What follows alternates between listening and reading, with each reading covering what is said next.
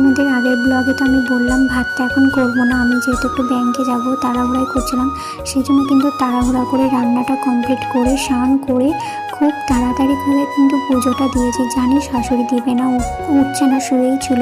তো বুঝতে পারলাম শরীর খারাপ করছে বললো যখন, তখন উঠছে না, তাহলে আমাকে দিতে হবে। তার জন্য কিন্তু আমি পুজোটাও কমপ্লিট করে নিলাম খুব তাড়াতাড়ি করে।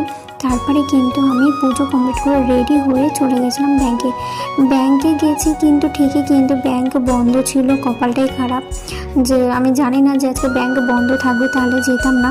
তারপরে তো ঘুরে চলে আসলাম বাড়ি এসে তারপরে তো যেহেতু ভাতটা রান্না করে যায়নি ধরো, আর এমনি তো ভাত নষ্ট হয়ে যাচ্ছে, গরমে থাকছে না, তার জন্য ভাতটা লাস্টেই করবো বলে চাল ধুয়ে জল দিয়ে সমস্ত রেডি করে রেখে গেছিলাম।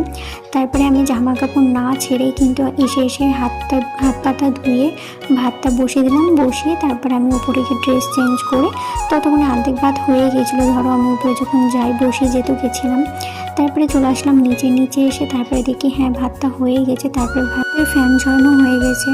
আর এই প্লেটটাতে বরমশাই যেহেতু খেয়েছিল, তার জন্য কিন্তু আমি এই প্লেটটাতে খেয়ে নিলাম।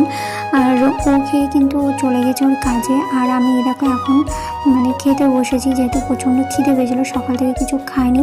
আর দেখো খিদে পেলে বাইরে থেকে যদি আসো রোদে গরমে, কিন্তু তখন খেতে আর ইচ্ছে করে না। আমার সঙ্গে তো এরকমই হয়, তোমাদেরও কি এরকম হয়? তোমাদের তো কমেন্ট করে জানিও।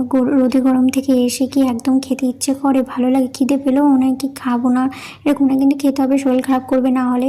যেহেতু আমি সকাল থেকে কিছু খেয়েছিলাম না, তার জন্য কিন্তু একটু খেয়ে নিলাম। তো যাই হোক, আর এই ভিডিওটা তোমাদের কেমন লাগলো অবশ্যই তোমরা কমেন্ট করে জানিও। দেখাচ্ছি নেক্সট ব্লগে, বাই।